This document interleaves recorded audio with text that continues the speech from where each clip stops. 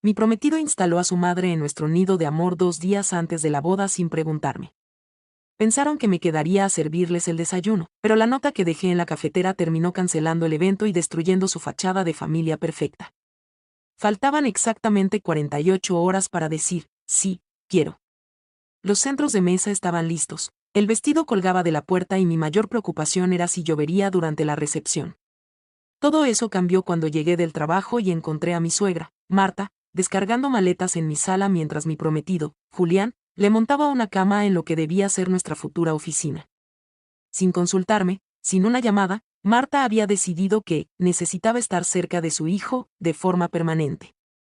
Julián no vio el problema. Para él, yo era la exagerada, para ella, yo era simplemente la nueva inquilina en su reino. Esa noche dormí en el sofá de mi propia casa mientras ellos cenaban y planeaban cómo redecorar nuestro hogar. Pero mientras ellos dormían, yo hice mis maletas. No grité, no lloré frente a ellos, ni busqué una explicación que ya conocía. A las 5 de la mañana, coloqué una nota en la cafetera que no solo anunciaba mi partida, sino que desmantelaba cada mentira que Julián me había dicho sobre nuestro futuro. Lo que sucedió después de que leyera esas palabras cambió mi vida para siempre y le recordó al mundo que nadie es bienvenido en un hogar donde no respeta a la dueña. Antes de comenzar este relato, queremos agradecer de corazón a todas aquellas personas que se suscribieron a este humilde canal. También quisiéramos saber desde dónde nos estás viendo el día de hoy, y qué estás haciendo mientras escuchas esta historia. Si te gusta este tipo de videos, no olvides suscribirte a este canal si aún no lo hiciste, darle manita arriba y activar las notificaciones para que YouTube te avise cada vez que subimos un video nuevo. Nuestra relación siempre tuvo una sombra, pero yo era experta en ignorarla. Marta siempre fue la madre sobreprotectora que llamaba 3 veces al día, pero Julián me aseguraba que era solo cariño de madre y que, una vez casados, estableceríamos nuestra propia independencia. Compramos la casa con mis ahorros y una pequeña herencia de mi abuela. Julián aportó los muebles y su entusiasmo. Era nuestro proyecto de vida. Pero 2 días antes de la boda, el espejismo se rompió de la forma más brutal posible. Llegué a casa después de una jornada agotadora, cargando los últimos detalles del catering, y me encontré con la puerta de entrada abierta de par en par. En la acera había cajas que no reconocí. Al entrar, el olor de un perfume rancio y familiar inundaba el recibidor. Marta estaba allí, sentada en mi sofá favorito, dando órdenes a Julián sobre dónde colocar su colección de figuras de porcelana. «Oh, querida, llegaste», dijo Marta con esa sonrisa falsa que siempre me daba escalofríos. «Espero que no te importe, pero decidí que el hotel era demasiado frío para estos días previos. Julián me dijo que sería maravilloso tenerme aquí para ayudarlos a organizarse, permanentemente». Miré a Julián, esperando que soltara una carcajada y dijera que era una broma de mal gusto. Pero él no se rió. Evitó mi mirada mientras arrastraba una maleta pesada hacia la habitación que habíamos planeado como mi estudio de diseño. «Hola, amor. No te pongas tensa», dijo él con una voz que intentaba ser casual pero que temblaba de cobardía. «Mamá ha tenido unos problemas en su edificio y pensamos que lo mejor sería que se quedara con nosotros. Es una casa grande, ¿verdad? No nos molestará en absoluto». El mundo pareció detenerse. No era solo una visita de boda, era una mudanza sin previo aviso. Intenté razonar en privado. Lo llevé a la cocina y, con la voz más baja que pude conseguir, le pregunté qué estaba pasando. «Julián, faltan 2 días para nuestra boda. No podemos tener a tu madre viviendo aquí ahora, y menos sin haberlo discutido. Mi estudio ya tiene mis cosas, mi trabajo está ahí». Él me miró como si yo fuera un monstruo sin corazón. «Es mi madre, Elena. Está sola. ¿Qué querías que hiciera? ¿Que la dejara en la calle? Eres tan egoísta a veces. Ella solo quiere ayudar. Además, ya instalamos su cama. No seas dramática ahora que estamos a punto de casarnos». En ese momento, entendí que Julián no estaba instalando a su madre, estaba instalando a su verdadera prioridad. Para él, mi consentimiento no era necesario porque mi opinión no era vinculante. Marta era la autoridad, Julián era el ejecutor y yo era, simplemente, el apoyo financiero y logístico del hogar. Esa noche fue un infierno. Marta criticó la cena que pedimos, Se quejó de la dureza del colchón que Julián le había preparado con mis mejores sábanas y procedió a explicarme cómo debía organizar mi cocina para que Julián estuviera realmente cómodo. Julián asentía a todo, comportándose como un niño de 10 años buscando la aprobación de su maestra. Me sentí como una extraña en la casa por la que yo había pagado el 80%. Cuando intenté irme a dormir a nuestra habitación, Julián me pidió que durmiera en el sofá porque Marta tenía miedo a la oscuridad en casas nuevas y él debía quedarse en la habitación de invitados con ella para calmarla, pero como su cama era pequeña, él usaría nuestra cama matrimonial y Marta el sofá, o algo así de absurdo. Me negué. Dormí en el sofá, pero no pegué el ojo. Miré el techo mientras escuchaba sus risas desde la habitación que debía ser nuestra. El amor no se muere siempre con un grito, a veces muere en el silencio de un sofá frío. A las 3 de la mañana, mientras el ronquido rítmico de Marta, que Julián juraba que era respiración profunda, resonaba por el pasillo, me senté en la oscuridad. Ya no estaba enojada, estaba lúcida. Una claridad glacial me invadió. Si permitía esto hoy, mi vida sería una procesión interminable de Marta decidiendo el color de mis cortinas, el nombre de mis hijos y el ritmo de mis sábados. Julián no era un hombre listo para el matrimonio, era un satélite que orbitaba alrededor del sol de su madre. Me levanté en silencio, con cuidado de no hacer crujir las tablas del suelo. Fui a mi estudio, o lo que quedaba de él después de que Marta apilara mis bocetos en un rincón para poner su televisor. Empecé a empacar lo esencial, mis documentos, mi computadora, mis joyas de la abuela y las carpetas legales de la propiedad. Cada objeto que guardaba se sentía como un ladrillo que quitaba de una pared que me asfixiaba. Hice 3 maletas. Las bajé al coche en viajes sigilosos, aprovechando que Julián dormía profundamente tras el esfuerzo de mudar a su madre. Cada vez que salía al aire frío de la madrugada, sentía que recuperaba un pedazo de mi alma. Volví a entrar por última vez. La cocina estaba llena de las tazas de té de Marta que Julián no se había molestado en lavar. Busqué una hoja de papel y mi bolígrafo favorito. No quería una confrontación a gritos a las 6 de la mañana porque sabía que Julián usaría su manipulación habitual y Marta fingiría un ataque al corazón. Quería que mis palabras fueran lo primero que él viera antes de que el peso de su realidad lo aplastara. Escribí la nota. No fue corta, pero fue precisa. Desglosé por qué me iba, por qué la boda estaba cancelada y, lo más importante, le recordé quién era el dueño legal de la casa en la que estaban roncando. Julián, comencé a escribir, ayer instalaste a tu madre en nuestra vida sin consultarme. Hoy, te devuelvo tu libertad para que seas el hijo que ella siempre quiso, sin la distracción de una esposa. La boda está cancelada. He llamado al catering, al salón y al fotógrafo para informarles que no habrá evento. Mis abogados se pondrán en contacto contigo para discutir los términos de la venta de esta casa, ya que, como sabes, la escritura está a mi nombre y tu contribución fue mínima. Tienes 48 horas para desalojar mis pertenencias restantes y marcharte con Marta a un lugar donde tus decisiones no pasen por encima de nadie más. Disfruta el desayuno que Marta seguramente te preparará, espero que valga la pena el precio que acabas de pagar. Dejé la nota justo encima de la cafetera, el primer lugar al que Julián iría al despertar. Salí de la casa cuando el cielo empezaba a teñirse de un gris pálido. Conducir lejos de allí fue la sensación más liberadora que he experimentado jamás. Me registré en un hotel boutique al otro lado de la ciudad, un lugar donde Marta nunca pensaría buscarme. Apagué mi teléfono personal y encendí una tableta para empezar a enviar los correos electrónicos formales de cancelación. A las 8 de la mañana, la boda que me había costado un año planear ya no existía en el papel. Me senté en la cama del hotel, pedí un desayuno completo y, por primera vez en meses, respiré sin sentir una opresión en el pecho. Sabía que en ese momento Julián estaría despertando, buscando su café y encontrando el final de su cuento de hadas.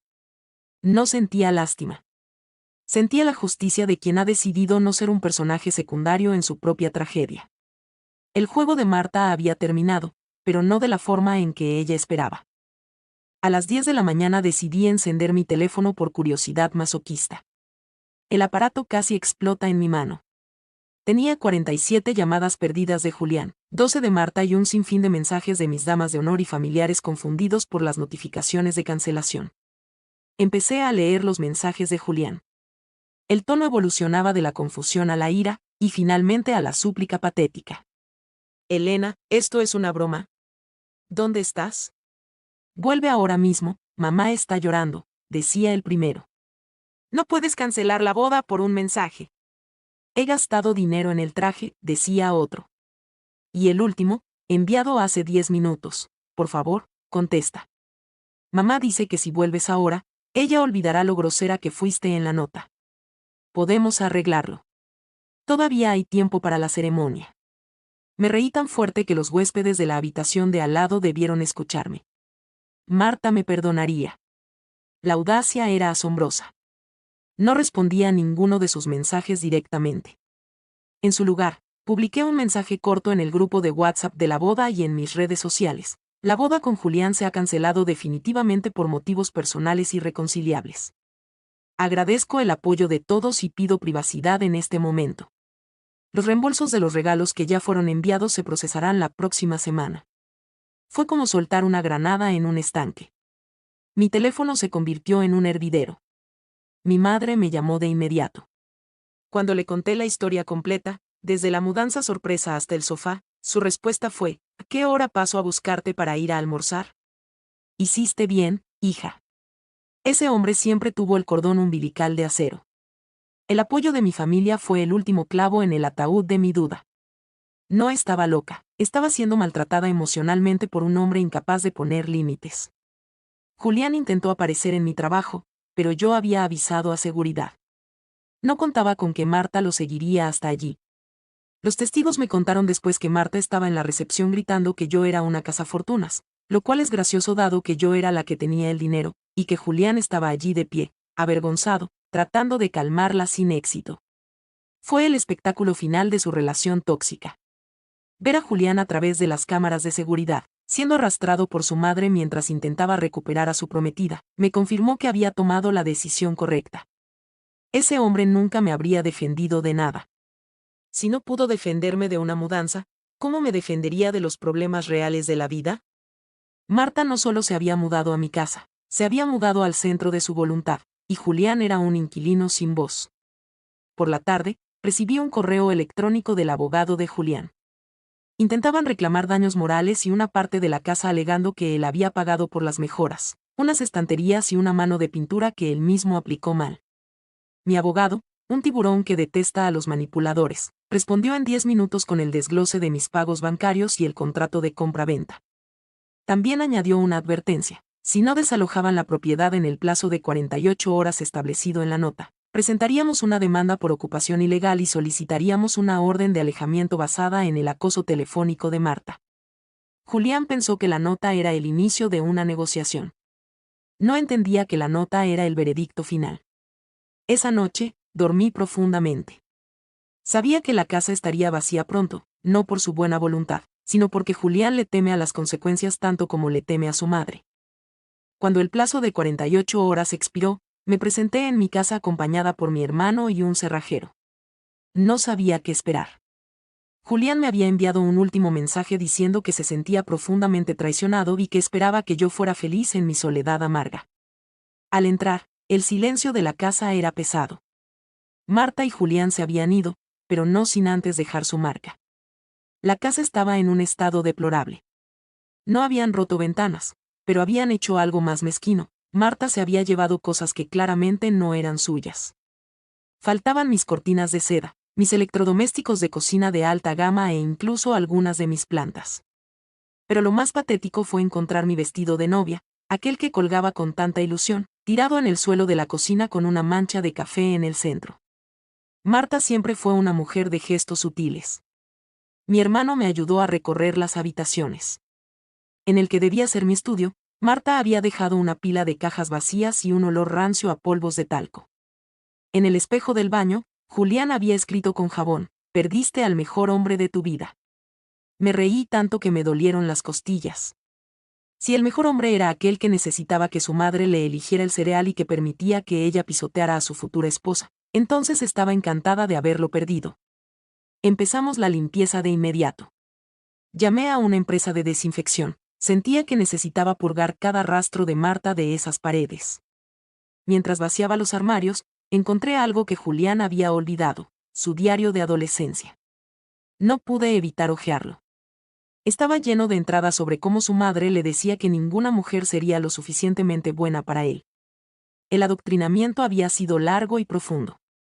Esa tarde, mientras tiraba a la basura las estatuillas de porcelana que Marta había olvidado por accidente, y que sospecho que dejó para que yo las cuidara y luego reclamarlas, recibí una llamada de la madre de Julián.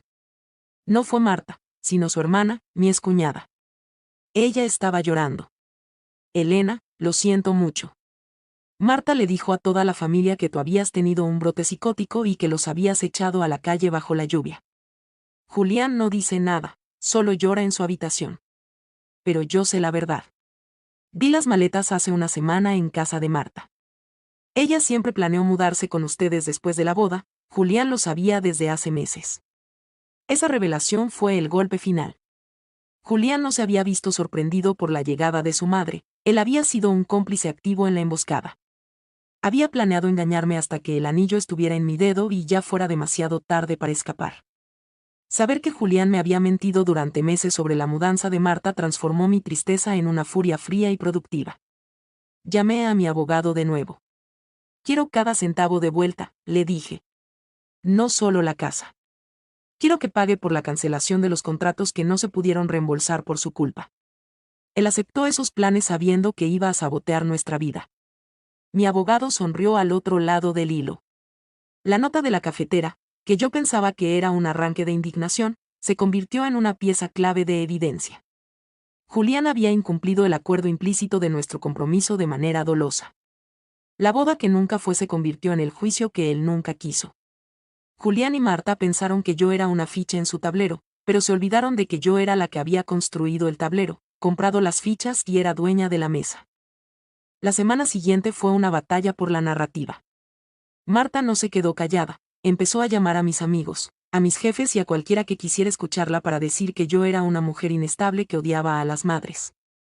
Julián, por su parte, publicó una foto suya en una iglesia con un texto sobre el perdón y la superación del dolor causado por personas sin valores familiares.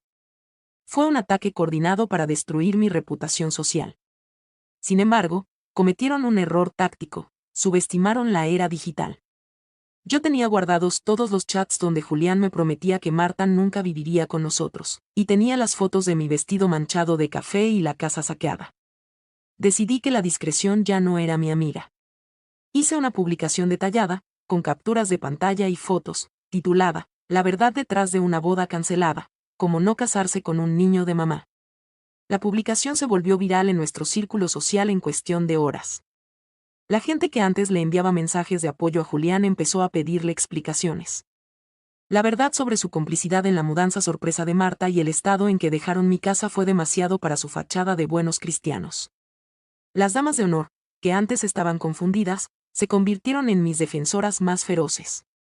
Marta intentó contraatacar con más mentiras, pero ya nadie le escuchaba. Incluso algunos de sus propios familiares le enviaron mensajes diciéndole que se había pasado de la raya. Julián se vio obligado a cerrar sus redes sociales. La presión de ser expuesto como un mentiroso y un cobarde fue demasiado para él. Sin su madre para manejarle las relaciones públicas, Julián era simplemente un hombre de 30 años escondido en casa de su mamá. En el ámbito legal, las cosas se movieron rápido. Julián, presionado por la exposición social y por el hecho de que mi abogado presentó pruebas de su engaño premeditado, aceptó firmar un acuerdo. Renunció a cualquier reclamación sobre la casa a cambio de que yo no siguiera adelante con la demanda por daños y perjuicios.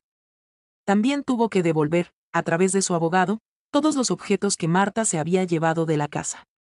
Ver las cajas de mis cortinas y mi cafetera regresar fue una pequeña victoria. Aunque terminé donando casi todo a la caridad, no quería nada que hubiera pasado por las manos de Marta en mi nuevo comienzo. Mi casa volvía a ser mía, pero ya no era el lugar de nuestro futuro, era el santuario de mi independencia.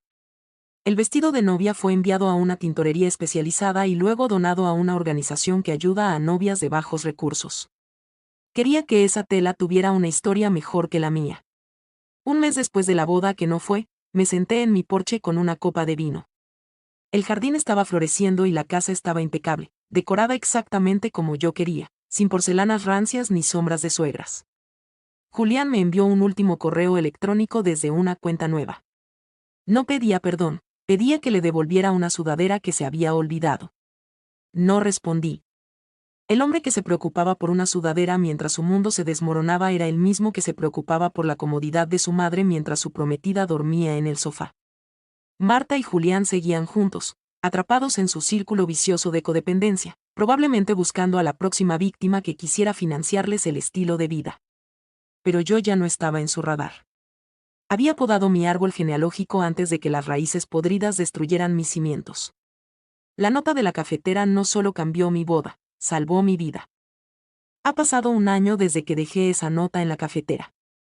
A veces, cuando entro en la cocina por la mañana, todavía puedo ver el papel blanco descansando sobre el metal negro del aparato. Pero ya no me produce dolor, me produce orgullo. He aprendido que el amor no es un sacrificio de la propia identidad, sino un complemento de la misma. Julián fue una lección costosa pero necesaria. Me enseñó a leer las banderas rojas que antes elegía ver como detalles pintorescos. Hoy, mi vida es plena. He viajado a los lugares donde íbamos a ir de luna de miel, pero lo hice sola, descubriendo que mi propia compañía es mucho más gratificante que la de un hombre que no sabe decir no a su madre.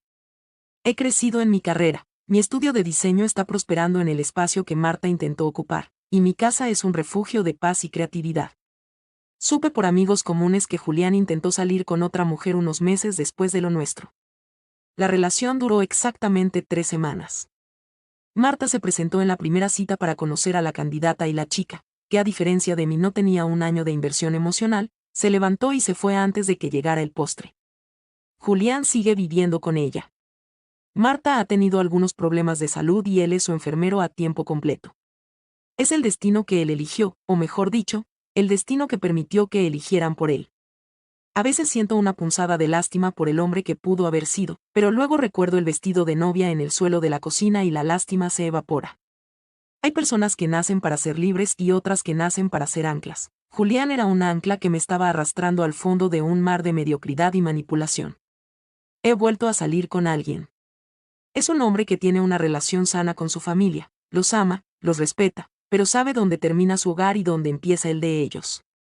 La primera vez que conocí a su madre, ella me dijo, mi hijo es un hombre independiente, Elena. Yo solo soy una espectadora orgullosa de su felicidad. Casi lloro de alivio. La diferencia es abismal cuando no tienes que luchar por un espacio que te pertenece por derecho. Mi pasado con Julián es ahora una anécdota que cuento en las cenas, una historia de terror con un final feliz. Mis amigos me llaman la leyenda de la nota, y a veces recibo mensajes de mujeres que están pasando por lo mismo y que encontraron en mi historia el valor para decir basta. Si mi dolor sirvió para que alguien más no durmiera en un sofá 2 días antes de su boda, entonces valió la pena. Cierro este capítulo de mi vida con una sonrisa. No guardo rencor a Marta, ella es simplemente el resultado de sus propias inseguridades y su necesidad de control.